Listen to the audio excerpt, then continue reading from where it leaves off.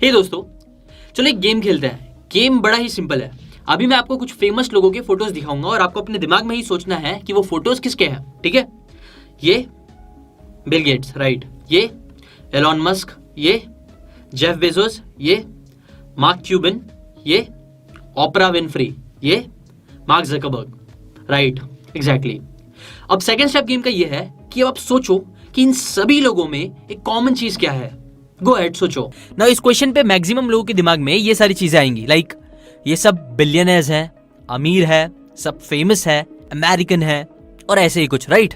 But एक और चीज है जो कॉमन है इन सभी लोगों में, जो मैक्सिमम लोग मिस कर देते हैं। वो ये है कि ये सभी लोग मास्टर है अपनी फील्ड के, सभी लोग चैंपियन है अपने गेम के, राइट। और क्यों है ये सब मास्टर? बिकॉज ये सब पैशनेट लोग हैं, जिनके पास क्लियर गोल्स है, वो सब हार्ड वर्किंग है, कॉन्फिडेंट लोग हैं। ये सब सही आंसर है। लेकिन अगेन एक सबसे इंपॉर्टेंट बात जो यूजुअली मैक्सिमम लोग मिस कर देते हैं वो ये है कि ये सब लोग ग्रेट लर्नर्स हैं, नॉलेज के भूखे। इन सभी लोगों को सीखना बहुत पसंद है, इसीलिए आप देखोगे ये सब लोग हमेशा बुक्स पढ़ते रहते हैं, मेंटर्स की बातें सीखते रहते हैं।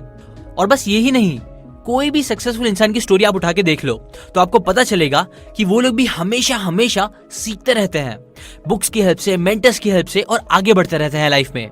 एग्जाम्पल, अभी इलॉन मस्क ने रिसेंटली एक इंटरव्यू में कहा था कि I was raised by books first then my parents. मतलब सोचो बुक्स ने, नॉलेज ने कितना इंपैक्ट करा उनकी लाइफ में, जो उन्होंने ऐसा कहा। ऐसे ही आप देखोगे तो जहां मैक्सिमम लोग बस स्कूल और कॉलेज को ही पढ़ाई समझते हैं, वहीं ये लोग लाइफ लॉन्ग लर्निंग पे बिलीव करते हैं, हमेशा सीखते रहते हैं आगे बढ़ने के लिए, जो चीज ही इन्हें इतना ग्रेट बना देती है। इसीलिए ही इस बुक के ऑथर भी बोलते हैं कि your learning ability is one of the single most important thing which will define your future, your success and your income.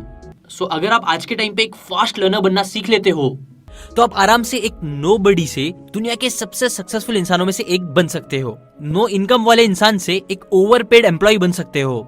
No business वाले इंसान से एक बिजनेस टाइकून बन सकते हो। सीखना आपको सच एक बहुत अनफेयर एडवांटेज दे देता है दूसरों के कंपैरिजन में, बिकॉज इससे आप लिटरली दूसरों के एक्सपीरियंसेस, उनके सालों की मिली विजडम का फायदा उठा लेते हो बिना खुद सालों वेस्ट करे, जो अमेजिंग है। इसीलिए सबसे इंपॉर्टेंट क्वेश्चन आज के टाइम पे आपको यही पूछना चाहिए कि how to become a fast learner, how to learn anything, फिर चाहे वो बिजनेस की स्किल्स हो, इंग्लिश स्पीकिंग हो या कोई भी चीज। सो इन्हीं इंपॉर्टेंट क्वेश्चन के आंसर्स आज मैं आपको दूंगा एक मेमोरी चैंपियन निशांत सर की बुक और उनकी स्पीच की हेल्प से। निशांत की मेमोरी बचपन में इतनी शार्प नहीं थी। इनफैक्ट अगर आप उनके माँ बाप से पूछो तो आपको पता चलेगा कि कैसे निशांत हमेशा चीजों को भूलते रहते थे। हर छोटी सी छोटी चीज से लेके बड़ी से बड़ी चीज को भी भूल जाते थे वो। एग्जाम्पल, एक बार क्या हुआ, जब वो 15 साल के थे तब उनकी मॉम ने उन्हें कुछ खरीद के लेके आने बोला सुपरमार्केट से। तो इस पे निशांत ने अपनी बाइसिकल ली और सुपरमार्केट चले गए सामान लेने के लिए। उन्होंने वहां सारे सामान खरीदे और फिर वापस अपने घर आ गए। थैंकफुली इस बार उन्होंने सभी सामान तो बराबर लाया था, बिना भूले, बट एक दूसरी काफी इंपॉर्टेंट चीज वो लाना भूल गए, जो थी उनकी साइकिल जिससे वो गए थे। और कमाल की बात ये भी नहीं है, कमाल की बात ये है कि ये चीज भी उनको याद आई दूसरे दिन जब उन्हें वापस बाइक का काम लगा। और ऑब्वियसली दूसरे दिन जब वो वहां पहुंचे तो बाइसिकल वहां नहीं थी। उनकी बाइसिकल उनकी वीक मेमोरी की वजह से चोरी हो चुकी थी। ना ये एक इंसिडेंट था जो वो कभी नहीं भूले, और ऐसे ही भुलक्कड़ मेमोरी की वजह से ही उन्होंने और उनके माँ बाप ने कभी एक्सपेक्ट नहीं करा होगा।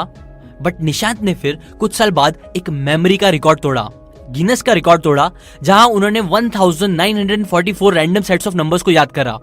उन्होंने 2 मिनट के अंदर एक रैंडम डेक ऑफ कार्ड्स को भी याद करा और वो ग्रैंड मास्टर बने मेमोरी के 2003 में। इवन उन्होंने एक और रिकॉर्ड ब्रेक किया था जहां उन्होंने रैंडम सीक्वेंस ऑफ कलर्स को याद करा था। ना ये सब कमाल की अचीवमेंट थी, स्पेशली एक ऐसे इंसान के लिए जो बचपन में इतनी खराब मेमोरी रखता था, राइट। मतलब बहुत से लोग सोचेंगे कि ऐसा कैसे, इतनी खराब मेमोरी होने के बाद भी उन्होंने इतना सब कुछ कैसे अचीव कर लिया। सो इन सभी चीजों का क्रेडिट वो देते हैं ये 4 स्टेप फॉर्मूला को, जिसकी हेल्प से ही उन्होंने कई सारी मेमोरी टेक्निक्स को सीखा और मेमोरी चैंपियन भी बने। अब वो मेमोरी टेक्निक्स के बारे में मैंने ऑलरेडी कई मेमोरी वीडियोस में बना के शेयर करा हूँ, जिसकी लिंक मैं डिस्क्रिप्शन में दे दूंगा, आप जाके देख लेना। बट आज हम स्पेशली उन सबसे इंपॉर्टेंट 4 स्टेप्स मेथड की बात करेंगे, जिसकी हेल्प से आप कोई भी टेक्निक, कोई भी स्किल सीख सकते हो, बुक्स की, मेंटर्स की बात सीख सकते हो, वो भी एकदम फास्ट तरीके से। इवन आप उन बातों को एक्चुअली याद रख पाओगे और रियल में अप्लाई कर पाओगे अपनी लाइफ में। वेल सिंपली देखे तो साइंस ऑफ एक्सेलरेटेड लर्निंग इस बुक की तरह ही ऑथर निशांत भी बोलते हैं कि इट्स ऑल अबाउट आउटपुट, ना कि बस अबाउट इनपुट। देखो मैक्सिमम लोग जब कुछ सीखने जाते हैं तो वो बस इनपुट पे ज्यादा फोकस करते हैं और बहुत कम आउटपुट पे। एग्जाम्पल, कॉलेज टाइम पे जब मुझे बीट बॉक्सिंग सीखने का शौक आया था तो मैं दिन दिन भर बीट बॉक्सिंग के ट्यूटोरियल्स देखता था, अच्छे अच्छे वीडियोस डाउनलोड करता था, उनके फोल्डर्स बनाता था, कलेक्शन बनाता था अच्छा सा। इवन एडवांस लेवल के ट्यूटोरियल्स मैंने सब डाउनलोड करके सेव कर लिए थे। लेकिन जब बात आउटपुट यानी एक्चुअल प्रैक्टिस की आती थी तो वो मैं बस कुछ मिनट्स करता था, जिसकी वजह से मेरी नॉलेज तो बहुत बढ़ गई बट एक्चुअल में स्किल नहीं बढ़ी, जो सबसे ज्यादा मैटर करता है ना। ऐसे ही मेरी तरह सब लोग करते हैं। लोग वीडियोस पे वीडियोस देखते रहते हैं, पॉडकास्ट सुनते हैं, इवन कुछ लोग बुक्स भी पढ़ते हैं पूरे जोश के साथ। लेकिन जब बात आउटपुट की आती है तो वो ढीले पड़ जाते हैं। अब देखो, सीखना गलत नहीं है, बहुत अच्छा है। इनफैक्ट आप दूसरों से फिर भी आगे ही रहोगे अगर आप सीखते रहोगे तो, अगर आप वीडियोस देखते रहोगे, बुक्स पढ़ते रहोगे तो। लेकिन बस इतना काफी नहीं होता, बिकॉज ये जो आप करते हो उसे बोलते हैं शैलो लर्निंग, जो मैंने अगेन डीप लर्निंग इस बुक की समरी में भी आपके साथ शेयर करा था, जो सेम बात ऑथर भी बोलते हैं। देखो, शैलो लर्निंग यूजुअली इतनी इफेक्टिव नहीं होती और बस एंटरटेनमेंट जैसा काम करती है हमारे दिमाग के लिए। फॉर एग्जाम्पल, कई लोग जिन्हें मैं पूछता हूँ कि क्या तुमने rich dad poor dad book पढ़ी है, तो वो प्राउडली बोलते हैं हाँ पढ़ी है। बट फिर इसके बाद अगर मैं पूछता हूँ कि तुमने उस बुक से क्या क्या बातें सीखी है, तो फिर इस पे यूजुअली उनके पास ज्यादा जवाब नहीं होते हैं। और फिर अगर मैं ये पूछ लूं कि तुम उस बुक की क्या क्या बातें अप्लाई कर रहे हो, तब तो हार्डली कोई कुछ भी बोल पाता है। सो बस ऐसे सीखते रहने का क्या फायदा जो रियल में आप अप्लाई ही ना कर पाओ, नॉलेज का यूज ही ना कर सको। इसीलिए ये बहुत जरूरी है कि आप इनपुट के बाद फिर आउटपुट पे भी फोकस करो, ताकि आप शैलो नहीं बल्कि डीप लर्निंग कर सको, एक्चुअल में उन बातों को रियल लाइफ में अप्लाई कर सको। पहला स्टेप ऑब्वियसली होता है स्टेप नंबर 1, डीप लर्निंग। इस पहले स्टेप में सबसे इंपॉर्टेंट आपको यह ध्यान देना है कि आपकी जो इनपुट की क्वालिटी हो वो रियली हाई हो। एग्जाम्पल, कई लोग जब यूट्यूब पे वीडियोस देखते हैं तो फिर वो साथ ही साथ कमेंट्स भी पढ़ने लगते हैं। कई लोग मोबाइल पे फेसबुक चलाने लगते हैं और ऐसे ही एक साथ कई चीजें करने लगते हैं, मतलब मल्टीटास्क करते हैं, जिससे उनकी इनपुट की क्वालिटी खराब होती है, मतलब शैलो लर्निंग होती है, जिससे उस इंसान को लगता है कि वो बात सीख चुका है बट एक्चुअली वो बहुत जल्दी भूल भी जाता है उस बात को और उन्हें कभी अप्लाई नहीं कर पाता। इसलिए फर्स्ट बात, 100% अटेंशन के साथ चीजें सीखो, जो भी सीखो, और मल्टीटास्किंग को बोलो no, because quality of input आपको हेल्प करेगा आपकी क्वालिटी ऑफ रिटेंशन बढ़ाने में, चीजें याद रख के उन्हें अप्लाई करने में। अब देखो, मोर देन 90% लोग यूजुअली बस ये फर्स्ट स्टेप लेते हैं, वो भी अच्छे से नहीं लेते, इसलिए वो कभी आगे नहीं बढ़ पाते। जबकि अगर आप इसके बाद आने वाले तीनों स्टेप्स को फॉलो करोगे तो आप पक्का मास्टर बनोगे। Step number 2, reflect. बार बार लगातार हजारों चीज देखने से 100 गुना बेटर है आप एक ही चीज देखो, उसे सीखो और उसे रिफ्लेक्ट करो। मतलब आपको सोचना चाहिए कि ओके, ये काफी ग्रेट नॉलेज है जो मैंने अभी सीखी, बट अब इसको कैसे मैं अपनी लाइफ में अप्लाई करूं, मैं कहां कहां इस नॉलेज से फायदा उठा सकता हूं, ये सारी चीजें सोचो। फिर चाहे वो आपकी लाइफ की कोई भी जगह हो, आपके काम में, आपके रिलेशनशिप्स में, आपकी हेल्थ से रिलेटेड या कहीं भी, सोचो आप कहां कहां और कैसे कैसे उन बातों को अप्लाई कर सकते हो, उनका यूज कर सकते हो। एकदम डीपली अच्छे से टाइम देके इसके बारे में सोचो, बिकॉज इससे ही वो लर्निंग आपके दिमाग में सॉलिड बनेगी, वरना वो बातें बस ठंडी हवा की तरह कुछ सेकंड्स के लिए आपको अच्छा फील कराएगी और चले जाएगी। Step number 3, implement. ये वो स्टेप है जहां सारा जादू होता है। ये वो स्टेप है जो बस 1% लोग करते हैं, जबकि 99% लोग ये कभी नहीं करते। देखो, 99% लोग एक चीज सीखते हैं, उन्हें मजा आती है, अच्छा लगता है, जिससे उन्हें लगता है कि हाँ उन्होंने कुछ इंपॉर्टेंट सीखा है, जिसके बाद फिर वो दूसरा वीडियो स्टार्ट कर देते हैं।